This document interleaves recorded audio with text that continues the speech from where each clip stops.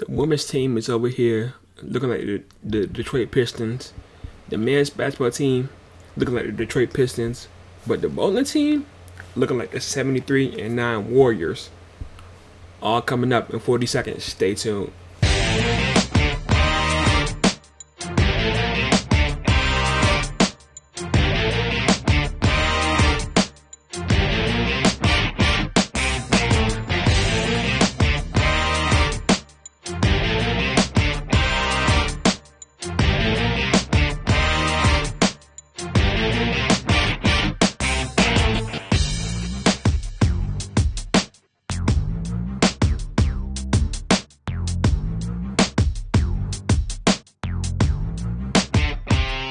Good evening, ladies and gentlemen, boys and girls. Welcome back to another episode of Bowie State Sports Talk. I am your host, Jalen Sims.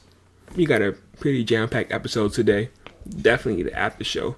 Got something to get off my chest with Taylor Swift and Beyoncé, and that's about it. But anywho, let's start off with congratulating Dion Gallet Jr. The Massachusetts Pirates have signed DJ Gallet Jr. for the 2024 season. For those of you that do not remember, he was a former Bowie State Bulldog who declared for the 2023 NFL Draft, alongside with two other Bulldogs. He went undrafted and attended many camps with the Washington Commanders and the Baltimore Ravens. He is now in the IFL, the Indoor Football League, as the quarterback for the Massachusetts Pirates. So big congrats to him. He made it to a league. He made it to the NFL technically. Didn't stay there for long, but he's still in the league. Still, can get scouted back into the NFL. It is what it is, man. It's a W. We'll take it. Congrats to DJ Gallet Jr. Now, like I said, the bowling team look back to action, looking like the 73-9 Warriors, as they were back in action for the first time since November. They participated in a CIAA North and South event once and again. This time, they went 11-1, making them 23-1 this season. They started the weekend out by facing Virginia State twice. Of course, they won both games. 821 to 456 was the first score. That's when 722 to 469 was the second game. They played Virginia State, then they played Virginia Union twice. They won both games, 834 to 686 and 800 to 713. Then they faced Elizabeth City once and won once again, 800 to 662. All that took place on day one on Friday. Cameron Smith, she won a 201 game. She scored, bowled 201 in the game versus Elizabeth City State. Then dominance continued on day two, aka Saturday. For Cameron, she bowled another 200 game against Elizabeth City State, and her teammate Tavira Johnson bowled a 213 game against Virginia Union. See, I would have got 214 tonight, but the bowling alley closed for the Super Bowl tonight.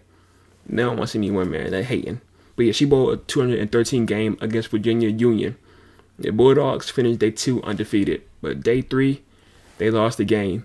They lost against Virginia Union 825 to 709.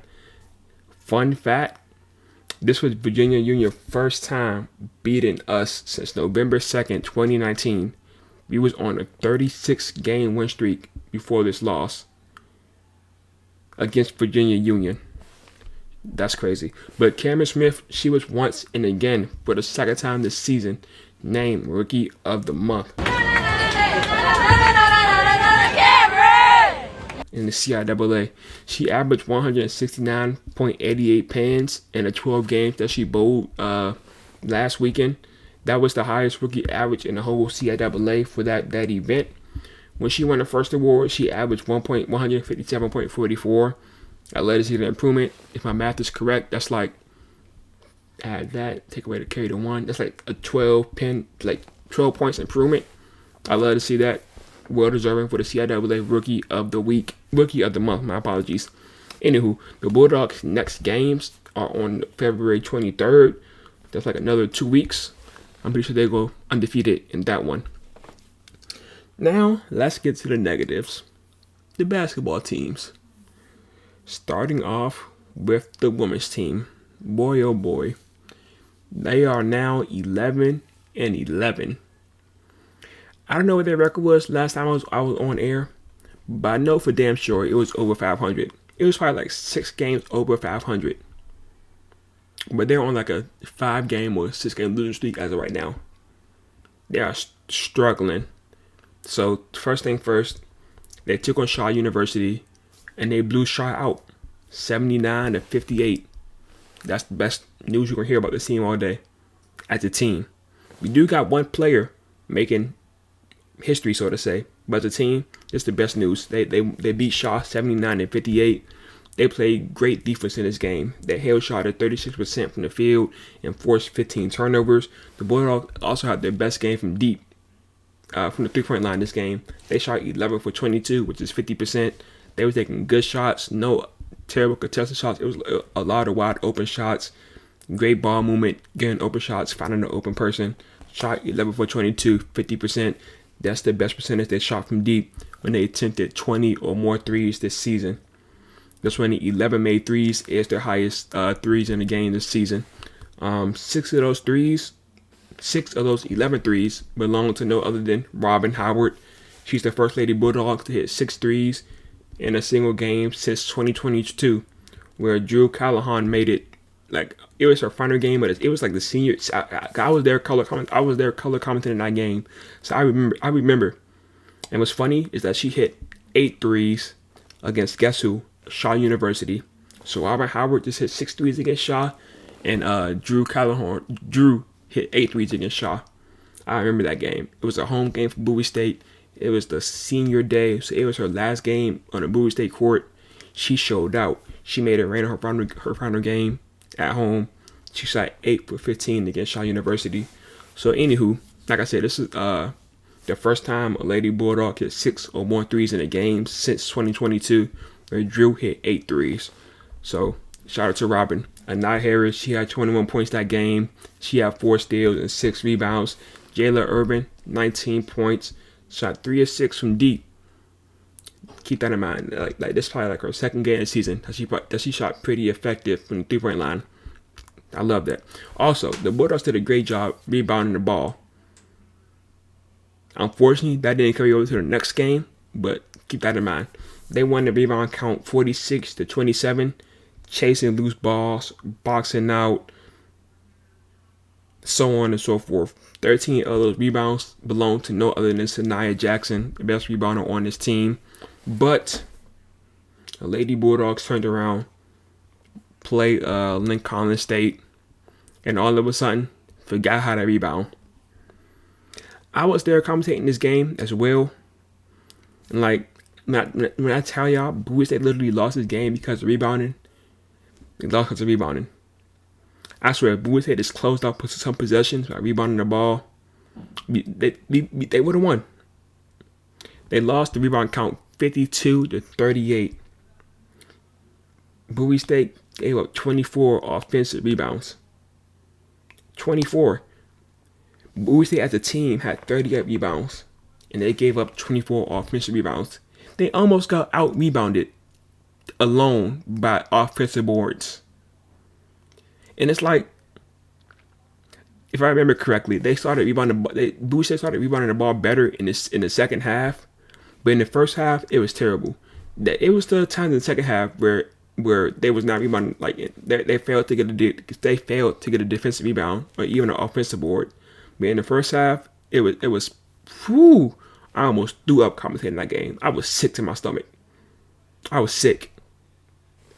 But like I said, I was there commentating this game, and my player to watch entering, like, whenever I'm commentating the game, I always got like players to watch, like who I'm gonna keep an eye out for this game. And my player to watch for that game was Madison Walker, who's part of the Lincoln team, and she did exactly what I thought she was going to do. She rebounded the ball. That's why she was my player to watch. I think she led the CIAA in offensive rebounds. So that's why I wanted to watch her, see if she was really about that game. And it's safe to say the stat sheet was not lying. She had 13 rebounds, 6 offensive, and 7 defensive. She was absolutely murdering, killing, like doing the Bulldogs so dirty on the backboard, It was terrible. Well, with that being said, right now it's 6:30. I'm about to turn on the Super Bowl on my phone, but I am still going to be talking to y'all. Don't worry, I'll edit this out, man. Best editor on the planet. Give me a second. What is it on ABC? No, it's right on Fox or NBC. Right?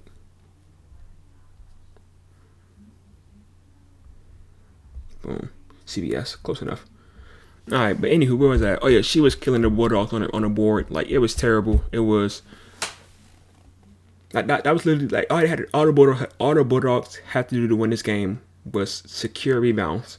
That's it. And they would have won. The Bulldogs did have 13 offensive rebounds, but they only scored 3 second chance points off of those rebounds, so that didn't really matter.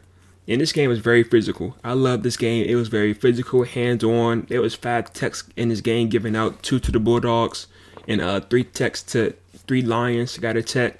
It was very physical, like no fighting, of course, but very pushy, hands-on, and like for the most part, the ref did let them play. They called a whistle when I guess it was needed, so I liked it though. But what I did not like was after Anessa, I believe her name was Anessa Fields. She got ejected with maybe 3 or 4 minutes left, if that, maybe 2 minutes left in the second quarter. After that ejection, literally everything went downhill for the Bulldogs. Because before that ejection, they were still getting out rebounded. They was winning the game, right? I forgot what the score was, but the Bulldogs was up before that ejection.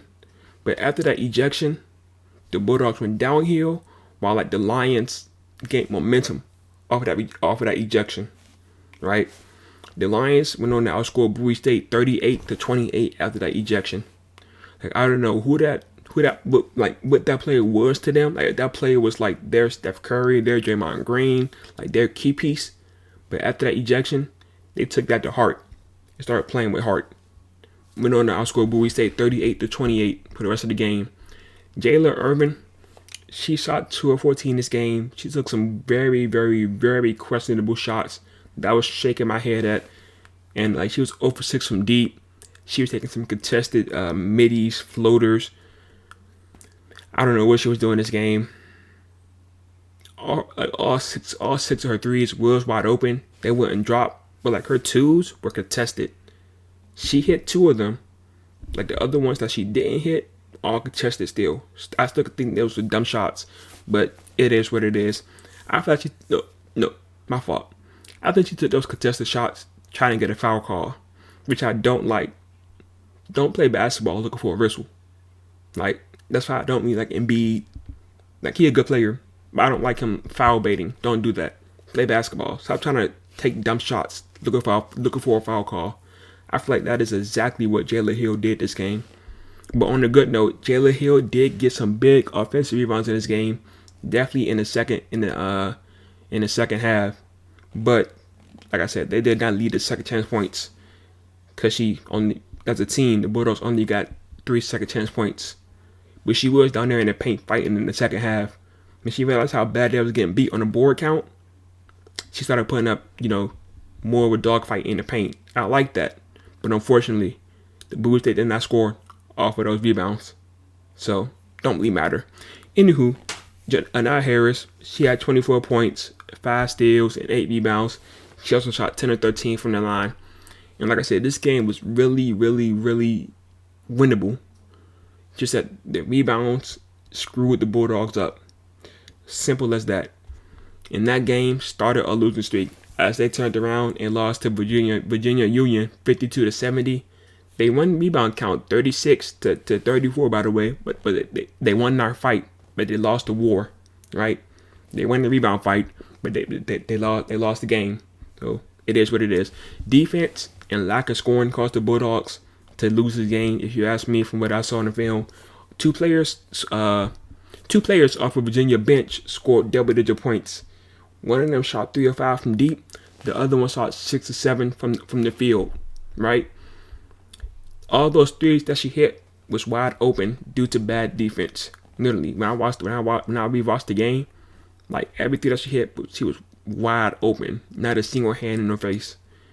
That's when Nia Langley Nia, something like that. She was like a good player last year as well. Sorry for mispronouncing your name. But anywho, she scored 17 points as a starter. Meanwhile, no Bulldog had a great game. Anii Harris, she scored 8 points in the first half, but she was quiet as a mouse in the second half. She only had 2 points in the second half. Robin Howard, my fault. She had 15 points, 2 in the first half and 13 in the second half. But that's it.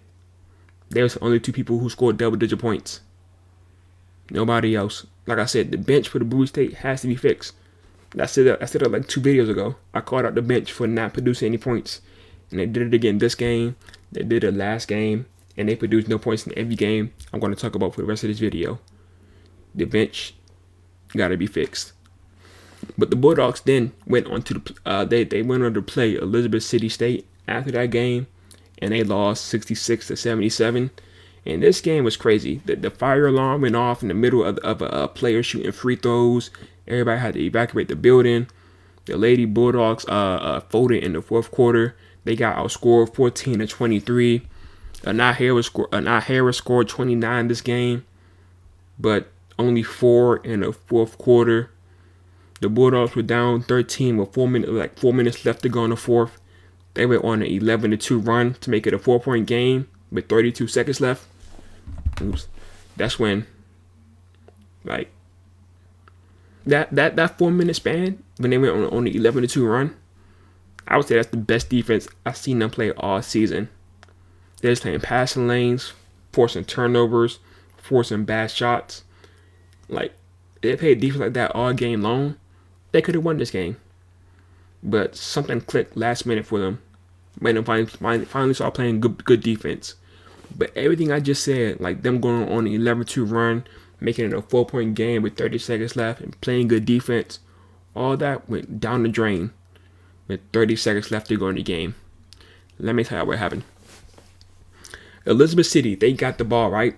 They were dribbling the clock out. And the Bulldogs finally decided to foul with 9 seconds left, right? But Odion, she fouled like hard. Like she's a tough player.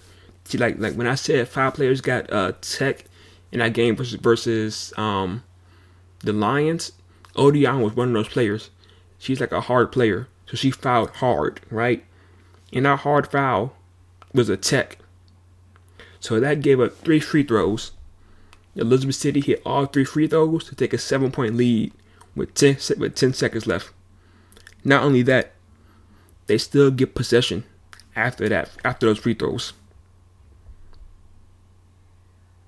They passed the ball in after those free throws, got fouled again, hit 2 more free throws. So they got 5 points in 1 possession. Not only that, the Bulldogs took too long to foul, so they got the ball with like 32 seconds left. The Bulldogs fouled with 9 seconds left. So they gave up 5 points in 1 possession to make it a 10-point game or something like that. Or maybe like a 8-point game. So the Bulldogs got 7 seconds to score 8 points. Game over. Anii Harris, she took a mid-range jumper for the Bulldogs. She missed. Elizabeth City, they got the rebound. Bulldogs, they fouled. Elizabeth City hit the 2 free throws. Make it a 11-point game. So it was like a 4-point game with 30 seconds left. Changed to a 9-point game. Because you gave up 5 points in 1 possession. It's pitiful. Pitiful, man. That was a terrible way to end the game. I've seen better from this team. My fault. Like I said, I'm my eyes on Super Bowl right now. But I'm still with y'all. I got y'all. The Lady Bulldogs next game versus Virginia State was canceled due to COVID protocols. And their game against Bluefield State was postponed according to the schedule once again due to COVID protocols. But they ended up taking on Virginia State a few days after they were scheduled to do so, right? Even though the Bulldogs lost this game, it was a very iconic game. Anii Harris became the 11th player in Bowie State history, the first since 2020 to score 1,000 points. She's been the go-to for Bowie State these last 3 years. It's up, and there it is! She took her time 1,000 points for Anii Harris. Congratulations to Anii, outstanding player. But that was the only good thing about this game, because this was a terrible game for the Bulldogs. Like, it's, to be fair, Virginia State is the best team in the CIAA. They got the best record, so I kind of expected the Bulldogs to lose. And I think it was only like a 10-point game, but it was still an ugly game for the Bulldogs. Anii Harris was the only person that scored double-digit points. I think she had 12 points, but she did it very inefficiently. She shot 3 for 13 from the field, 1 for 7 from deep, and 5 for 10 from the free throw line. Now, Coach said Anii, she was very nervous this game, and you can really tell from the way that she was playing, the shots she was taking. It wasn't very Anii Harris like. She was nervous, and the 7 threes that she shot showed how nervous she was. Like, I feel like she just wanted to score those points and get this accomplishment out the way, right? So I give her a pass for this game, kind of, because that is like a lot to carry on. Like, you got like your whole family here. You gotta make sure they're here to see you score these points, so that way you can reach 1,000 points. So you kind of forcing up shots, so you really can't. Like, I feel like, I'm gonna get a Bulldogs to pass this game. I think they was more focused on Anii reaching 1,000 points than they was on winning. I give them a pass. Like I said, Virginia is the best team in the CIAA. Everybody shot bad, and it was still a 10-point game. So, it is what it is. I give them a pass. Anywho, the Bulldogs, they then played against Elizabeth City once and again, and lost once and again. The nervousness of Anii Harris reaching 1,000 points faded off, as she had 21 points on another pretty bad efficient shooting wise, as she shot 6 of 19 from the floor and 9 of 14 from the free throw line. But this game was over in the first quarter, if you ask me. The Bulldogs got outscored 13-3 in the first quarter. They shot 1 of 14 from the field, and I turned the game off. I did not watch the rest of the game. I didn't. How was I about to sit there and waste my time? I knew the game was over. 1 of 14 from the field in the first quarter. I was throwing up. I was sick. Worst I've ever seen this team play. The worst. They only got like 4 games left this season into the playoffs. I don't know what's been going on with this team, but they're like on a 6 or 5 game losing streak right now. I don't know if they're losing on purpose to get a lower seed to play this team in the playoff rather than this team. I don't know what's going on, but like, it needs to be fixed. I said the bench need to be fixed a few episodes ago, but right now the whole team need to get fixed. And that's how losing on purpose. Y'all can get a lower seed and play this team and play like this higher seed team. Sure, have at it. But if these losses are on accident, fix it. Playoffs begin like February 28th, I think. Maybe a little bit earlier than that. We only got like 4 games left. Playoffs is 1 and done, baby. 1 and done. This ain't no 7-game series. Ain't no 5-game series. Just you lose and you get kicked out. Ain't no loser's bracket to get back into the winner's bracket. Nuh-uh. You lose a game and you're done for. You're cooked. Like, as of right now, just look at this team bamboozled me. Like, I really thought they had a chance to win it all this season. As of right now, what's today's date? Today's date, as of February 11th, I don't think this team winning. Now, if they win this season, call me slow, call me dumb, but I don't think this team making out the first round. What I'm seeing from like these past 7 games, I doubt this team gonna make out the first round. I doubt it. Need to be fixed. And same thing for the men's basketball team. I think right now they're 8-13. They won 2 games since I last made a video. All I gotta say about them is congrats to Kevin Corley. He was named CIAA Rookie of the Week for the 4th time this season. And that's it for the men's team. But I want to switch gears a little bit, because I've been seeing a lot of Taylor Swift hate. And Shannon Sharp and Ojo Cinco was debating about like if Beyoncé would bring attention to the NFL like Taylor Swift is doing. Well, let me chime in if y'all don't mind. For those of you that's been living under a rock that don't know, Taylor Swift is dating the NFL player Travis Kelce of the Kansas City Chiefs. Every time he scores, catches the ball, or do anything on the field, important. The director who's like running the camera board or whatever, he cuts to Taylor Swift in the booth celebrating because she's happy that her boyfriend just caught a touchdown, just caught a big pass, or did whatever, right? So that they show Taylor Swift celebrating on TV. Whenever Taylor Swift arrives to a game and is walking down the alley, like walking down the hallway to get like to her booth or whatever, the camera show it. These clips get posted on social media, on sports pages, on House of Hollywood. On Hollywood Unlocked, on the Shade Room, everything, right? These sports media pages are basically showing nothing but Taylor Swift. They're showing nothing but Taylor face, right? And NFL fans are mad about it. They're mad about Taylor getting all this attention, and that sums it up. Now, to be fair, she is getting a lot of attention, but she's not getting as much as they claimed her to get. But first, let me say the NFL is smart for doing this. I'm no social media or TV marketing manager. I don't know the ropes and the this, that, and the third about social media and making money on social media and TV. But I think views, that's why social media, views, likes, and comments are three big things for Instagram as far as you getting money and monetize, right? Taylor Swift is bringing in views, likes, and comments. She's bringing in views on TV, likes and comments on social media, views as well on social media. I think those two things play a big factor in generating money. People got to remember, this is a business. They're about bringing in money. Whatever they can do that's like safe and unharmful to bring in money, they're going to do it. If that means show Taylor Swift's face 30 times a game and post it on social media, they're going to do it. It's not causing no harm. None of that. Just a girl smiling because her boyfriend made a play. That's it. Like, I did some quick math, right?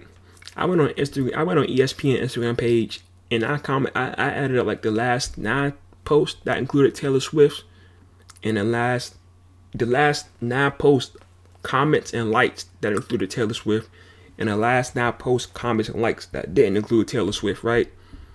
So this is what I did this like 2 weeks ago. So numbers might be different now. This is what I got. The last 9 posts that included Taylor Swift, likes and comments combined for 3.4 million. The last 10 posts combined for 3.4 million likes and comments. The last 10 posts that did not include Taylor combined for with 2.9 million likes and comments. So y'all commenting, oh, we don't care, get her off the screen, nobody's watching this for her. Y'all commenting that is helping the NFL out, or helping ESPN out, helping whoever is controlling the social media page, helping them out. Like, y'all hating on her is doing nothing but helping the business. Y'all commenting, y'all don't care, it's helping the business. Y'all generating more comments. Like I said, I'm no social media manager, but I'm pretty sure comments are a big thing in like generating money for social media. And see, if I wasn't lazy, I probably would have did like the last like 40 posts, so that way it can include like LeBron James versus Steph Curry, what's the name? Like I said, I did this like 2 weeks ago. So 2 weeks ago, it would include a Steph Curry versus LeBron triple overtime game, Luka 70-point game. But like I said, I'm too lazy, so I just did the last 10 posts. Regardless, as you can see, ESPN is getting more likes and comments by posting Taylor Swift than they are at the actual sports. You can do what I did for any page. You can do it for Bleacher Report, Overtime, House of Highlights, Sports Center.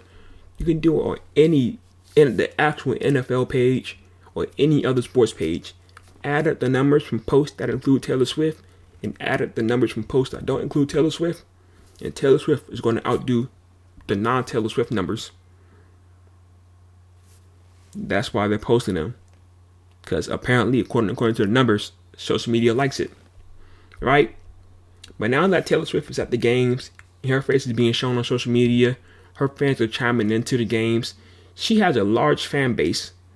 They're buying jerseys. They're liking posts on social media, etc. All that brings money to the NFL. According to a post, Taylor Swift brought in $331.5 million to the Chiefs in the NFL so far. Say what y'all want about Taylor Swift getting all this attention, but I don't blame NFL and social media pages one bit for giving her attention. She bringing in money, so why stop posting her? Why? Would you stop posting something that's giving you money? Let me phrase that. If you stop posting something that's innocent, that's not hurting a single soul, that's giving you money, no, you wouldn't. And what's funny is that, like I said, y'all comment on her post saying we don't care, stop posting her, and da da da. Y'all comment on her post more than y'all do like posts that y'all care about. Like, I've seen so many new accounts on Taylor Swift posts saying we don't care, stop posting her, but I don't see them on any other posts. I don't see them on a basketball post, a football post, nothing. But Taylor Swift, they in them comments saying we don't care. But anywho, on to Beyoncé versus Taylor Swift. About this, all I want to say is that people have no comprehension skills at all. Shannon Sharpe said nothing wrong. Nothing wrong. All Shannon basically said was that Beyoncé would not impact the NFL revenue like Taylor Swift is doing. He is absolutely right. If Beyoncé and Taylor Swift swap places, Beyonce's dating Travis Kelce, Taylor Swift dating Jay-Z or a non-athlete. Beyonce is at NFL games, Taylor Swift isn't. Beyonce would not bring the NFL money like Taylor Swift is doing. Right? I'll probably talk about that a little bit later, but I want to talk about people comprehension skills really. They heard Shannon Sharpe say what he said, and they commented stuff like, Beyonce is a better performer. Beyonce is the best performer of this generation. Swiftie tour wasn't a movement like the Renaissance tour. Dog, what? What does being a better performer have to do with generating more money for the NFL by staying in a booth and celebrating when your boyfriend does something good? Is she having a concert and performing in the booth? No, she is not. All she's doing is clapping and smiling and jumping up and down. So Beyonce being a better performer than Taylor has nothing to do with what Shannon Sharpe said. Like, either they have no comprehension skills or they just don't want to give, Taylor Swift her credit. I don't know, because Shannon Sharpe did not mention anything about Taylor Swift being a better performer than Beyonce. But people just can't comprehend, apparently. Like, I'm no Taylor fan, I'm no Taylor hater. I'm no Beyonce fan, I'm no Beyonce hater. But I'm a fan and someone who has I'm a fan of and someone who has common sense, unlike some of y'all. And common sense says that, one, the NFL is smart for showing Taylor Swift doing these games and posting her on social media. Why? Because that brings them more money, more revenue, and that's proved. Like I said, she brought in $331.5 million. They better keep on showing her because they're smart. 2, Shannon Sharpe said nothing wrong. Y'all just have terrible comprehension skills, or y'all know he's right, so y'all trying to turn the tables and make him sound wrong and go way off topic. But like I said, as far as would Beyonce, in my opinion, would Beyonce bring as much money to the games of NFL as Taylor Swift? No, I don't think so. It has nothing to do with her being a better performer than Taylor Swift. Beyonce, from what I see outside looking in, Beyonce is simply a chill person. I don't think Beyonce would celebrate jumping up and down if her boyfriend caught a pass or a touchdown. I think she might clap. But I don't think she'd be jumping up and down with joy and whatnot like Taylor Swift. I think she'd be sitting there like, that's it. Nothing exciting like Taylor Swift does. That's not to Beyonce. That's the way she is. I'm laid back too. I'm a chill nigga. I'm laid back. Nothing wrong with Beyonce being laid back and not jumping up with joy like Taylor Swift. But I don't think that Beyonce would bring as much money to the NFL like Taylor Swift. That don't mean Beyonce is less talented than Taylor Swift in terms of music. No, it doesn't. If you think that does, you're just low in the head. Simple as that. That's it for today's episode of Bowie State Sports Talk. I think that's it, really. Yeah, like I said, the game is on right now. So, appreciate you for watching. I'm not going to watch this game. Y'all be easy.